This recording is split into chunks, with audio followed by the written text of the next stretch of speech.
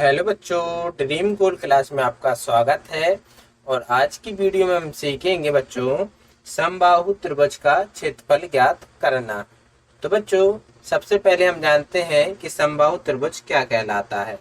तो देखिए बच्चों, ऐसा त्रिभुज जिसकी तीनों भुजाएं बराबर लंबाई की होती हैं समबाहु त्रिभुज कहलाता है। यानी बच्चों, ऐसा त्रिभुज जिसकी तीनों भुजाएं बराबर लंबाई की हो तो हम उसे क्या कहते हैं? समबाहु त्रिभुज। बच्चों, समबाहु त्रिभुज के क्षेत्रफल का फॉर्मूला क्या होता है? √3/2 ए स्क्वायर। जहां पर ए को हमने क्या माना बच्चों? भुजा माना। अब आते हैं बच्चों क्वेश्चंस की तरफ। तो बच्चों, पहला क्वेश्चन है कि समबाहु त्रिभुज का क्षेत्रफल ज्ञात कीजिए जिसकी प्रत्येक भुजा 5 सेंटीमीटर है। तो बच्चों, हमें इस त्रिभुज का क्षेत्रफल निकालना है जिसकी हर साइड बच्चों 5 सेंटीमीटर है।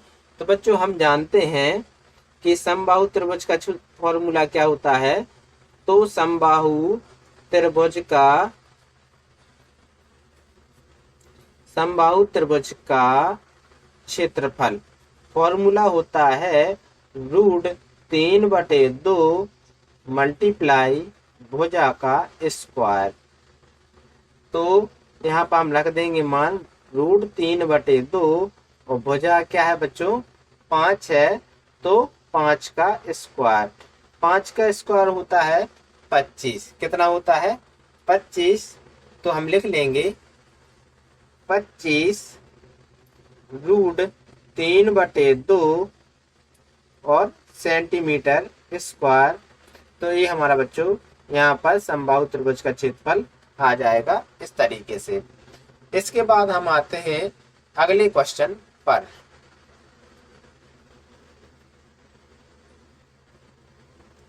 क्वेश्चन नंबर बच्चों 2 है कि समबाहु त्रिभुज का क्षेत्रफल ज्ञात कीजिए और इसकी ऊंचाई भी ज्ञात कीजिए जिसकी भुजा 8 सेंटीमीटर है। तो हम जानते हैं क्षेत्रफल का फॉर्मूला क्या होता है बच्चों। तो समबाहु त्रिभुज के क्षेत्रफल का फॉर्मूला होता है √3/2 और भुजा का स्क्वायर। तो √3/2